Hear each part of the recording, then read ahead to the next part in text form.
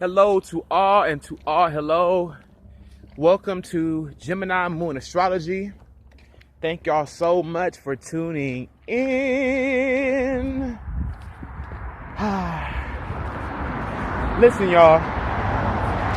So, I got a message for the collective, and I'm praying that this is going to be a clear and concise message, clear cut and chewable and usable. So I'm on my little jog that I'm now making a routine to do every day that I get up. Going around my trail, around and back to my place of residence, right? I pulled some tarot this morning just as like a message for the day, to check into what's going on with the collective. What is the collective unconscious? What is the collective influence? And I'm feeling deep sways and deep movements within the collective conscious. The collective conscious. I'm sensing a lot of blocks. Within the collective unconscious. I pulled the Son of Cups and the Seven of Cups with the Two of Swords. Okay, so there definitely is, with the Two of Swords, I'll say a certain focal point, something almost, the Two of Swords speaks to indecision, blocks, stalemates, not being able to decide between you or another, or between two parties, two entities that you're entertaining, right? And then we have the Son of Cups, which is all about that gentleness, that Piscean energy, that meekness, that whole idea of the meek shall inherit the earth, and then, that's water energy, that's emotional, that's passion, that's passive, that's desire, there's the desire to be unified, to merge with something, it's a deep desire, it's a kind of a culminating energy, kind of a point of evolution, when you're dealing with Pisces energy. And then Seven of Cups is definitely Pisces energy. I relate that a lot to Neptune. Seven is the number of intuition, wisdom, mysticism, higher knowing, spiritual guidance, surrender. And then we also have the so Seven of Cups. So Seven of Cups, there's some type of illusions. There's a need to kind of give up control. There's this tendency to there's this tendency today. There's this temperament of I'm hearing it as resolution or needing to resolve something. But I'm almost seeing it as like a washing machine effect, or like a baby in the womb, being turned over. So I guess the message that I'm getting this morning, you guys, is that we all have a collective common goal, and this one goal is the thing that binds us and unifies us forever. And that goal, that thing that connects us all on an unconscious level, is the desire to be greater than we are today. The desire to be more than what we thought we could be. The desire to be great. The desire to evolve, to have more. Now, there are many ways that this trickles into our consciousness. The desire to be great, to achieve, to be more, to make something out of ourselves, It shows up in different ways. It can show up through obtaining a lot of money, which, not to say unfortunately, but unfortunately, inevitably, consequentially, is the most used vice, is materialistic things, money. Some of us feel greater by being able to beat up somebody, maybe we're a fighter, and we find that we can be great, or we can achieve greatness by being the world's heavyweight champion, being Muhammad Ali, beating up everybody we see on the block. Some of us want to be great by, getting straight A's and having degrees, or discovery, exploration, exploring something greater than ourselves. But,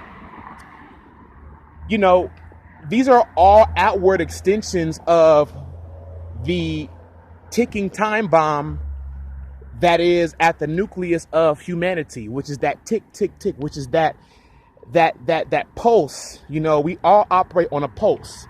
If I touch you on your neck right here, I'm going to feel a pulse.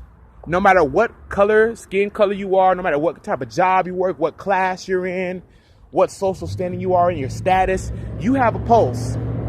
You have pulsating, vibrating energy, just like me. This is the common thread, and this is the unifying trajectory of humanity. This statement right here, this declaration that I'm making, is that we all want the freedom to choose how to live our lives. You know, we all want freedom. That is the common goal of humanity, of every human being. And, you know, when I pulled the Son of Cups, when I pulled the Seven of Cups, when I pulled the Two of Swords, I was a little bit perplexed. You know, I knew that it was something, you know, the message was bigger than me. You know, and, you know, I just wanted to put this out there, you know, and say, you know, that we all have a right to choose our life path. You know, we all have a right to choose it.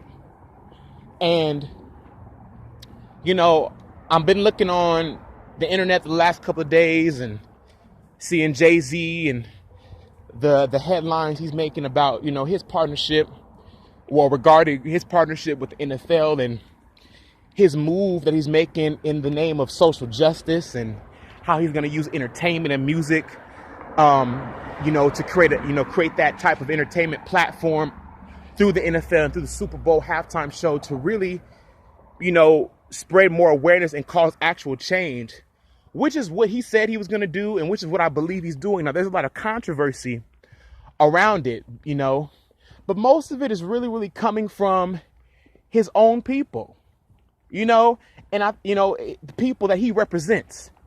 And, you know, I think about Jesus, you know, I think about the walk of Christ, how he was trying to uplift his people out of oppression, you know, how he was trying to save them by helping them to save themselves. But see, Jesus had to get into the room, you know, and I don't think we understand that in this fight for evolution in the earth, there has to be some reform. There has to be a little bit of fighting.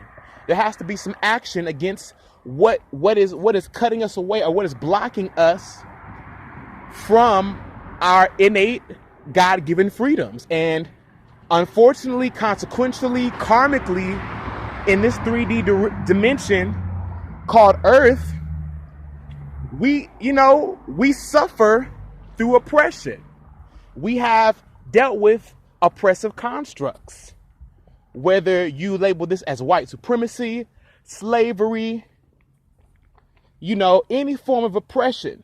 We all, on some unconscious common level, have had to break through our own glass ceilings.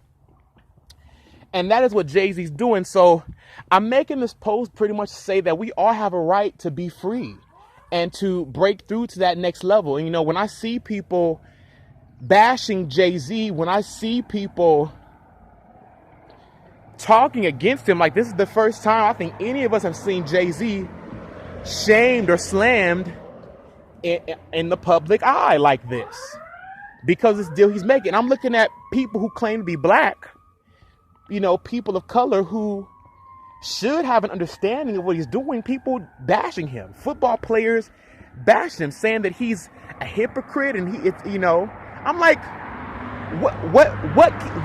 what real change can any of us make from our couches or from being in our own homes? You got to infiltrate and you got to integrate. As my little brother said, you got to infiltrate and then integrate. We have a long way to go. We have a long way to go. Perception creates reality. But at the same time, perception is not reality. And this is where we all have to relinquish control. And we have to know that there is a larger plan, there's a larger evolutionary process, and we have to find our role, pick our character, find our archetype, find our sense of self, and claim it and live by it.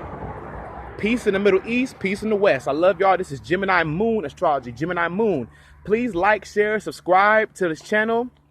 I know I'm a little sweaty, but I was in the middle of a run. And I wanted to share this with you guys. Like, share, and subscribe this. Send this to somebody who you believe would vibrate on this message and that needs to hear this and needs to gain a different perspective, because I'm ready to share it. I'm ready to come out of the closet with this thing, and bulldoze everybody with information, piece by piece, bit by bit, so that we all can grow and evolve as a humanity. I love y'all. All right.